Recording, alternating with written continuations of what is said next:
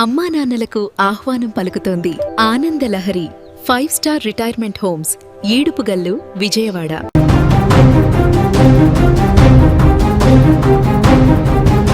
Doctor B R Ambedkar Konaseema జిల్లా మామిడికుదురు మండల కేంద్రంలో గురువారం ఘోర అగ్ని ప్రమాదం జరిగింది. స్థానిక ఆల్కాస్ట్ కాలనీలో ఒక్కసారిగా మంటలు చెలరేగటంతో పెను విషాదం నెలకొంది. అక్కడ కాలనీలోని ఒక ఇంట్లో గ్యాస్ సిలిండర్ లీక్ అయి పేలడమే ప్రమాదానికి కారణమని స్థానికులు చెప్తున్నారు.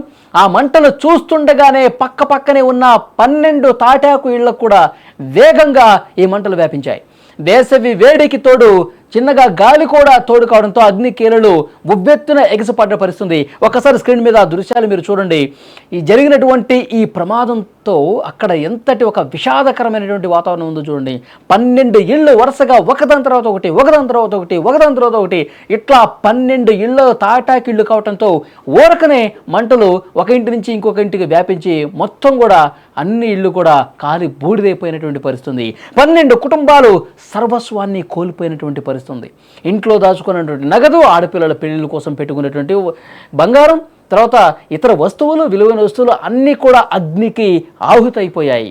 అన్నిటికంటే దారుణంగా పిల్లల చదువుకు ప్రాణాధారమైనటువంటి స్కూల్ సర్టిఫికెట్లు కావచ్చు, రేషన్ కార్డులు కావచ్చు, ఆధార్ కార్డులు కావచ్చు, ఇలాంటి డాక్యుమెంట్లన్నీ కూడా పూర్తిగా కాలి బూడిదైపోయాయి. కట్టుబట్టలతో వాళ్ళు మిగిలినటువంటి పరిస్థితి. ప్రమాదం జరిగిన వెంటనే స్థానికులు మంటలు ఆర్పేందుకు ప్రయత్నం చేశారు. వెంటనే ఫైర్ స్టేషన్కి ఫోన్ చేశారు, ఫైర్ ఇంజిన్లు తీసుకొచ్చారు. మంటలు ఆర్పుతున్నటువంటి దృశ్యాలు కూడా ఇక్కడ మీరు స్క్రీన్ మీద చూడొచ్చు.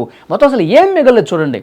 ఇంతకుముందు ఇళ్ళన్నీ కూడా కుటుంబాలతో, పిల్లలతో, పెద్దలతో చాలా సంతోషంగా ఉన్నటువంటి ఆ ఇళ్ళు మొత్తం కూడా అసలు ఏమి నామరూపాలు లేకుండా పోయాయి. పూర్తిగా మంటల్లో కాలిపోయి అందులో ఉన్నటువంటి వస్తువులు కాలిపోయి, డబ్బులు కాలిపోయి, నగలు కాలిపోయి, పూర్తిగా వాళ్ళు అన్ని ఇంట్లో ఉన్నటువంటి వస్తువులు, వంట సామాగ్రి, వాళ్ళ విలువైన డాక్యుమెంట్లు, సర్టిఫికెట్లు అన్నీ కూడా నిలువ నీడ లేకుండా పోయిందంటూ కన్నీటి పర్యంతమవుతున్నటువంటి పరిస్థితి ఉంది.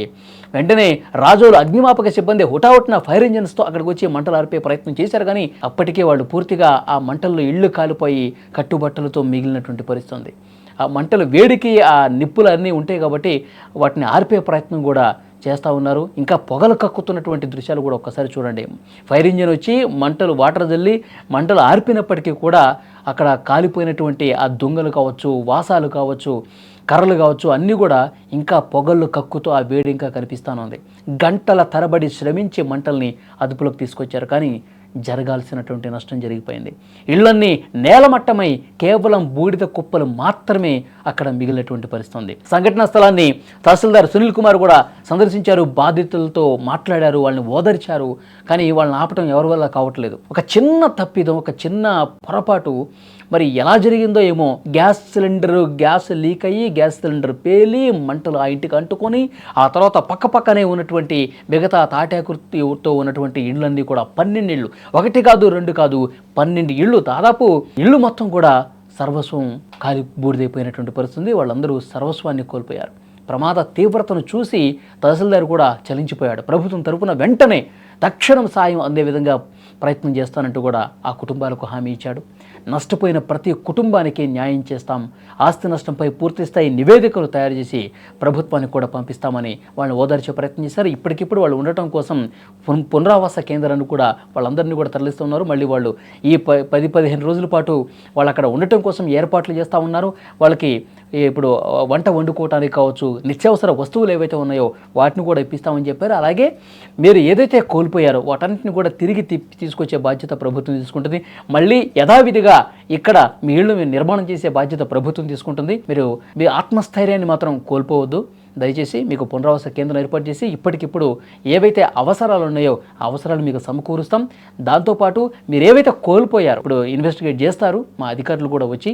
మీరు ఎవరెవరు ఎంత నగదు కోల్పోయారు, బంగారు వస్తువులు ఏమున్నాయి, ఇంకా విలువైన వస్తువులు ఏమున్నాయి, ఆ లిస్టు మొత్తం మీరు అధికారులకు చెప్తే కనుక వాటిని మళ్ళీ మీకు ఏర్పాటు చేసే బాధ్యత ప్రభుత్వం తీసుకుంటుందని చెప్పి వాళ్ళకి ఒక ధైర్యాన్ని చెప్పారు తహసీల్దార్. నమస్కారం అండి.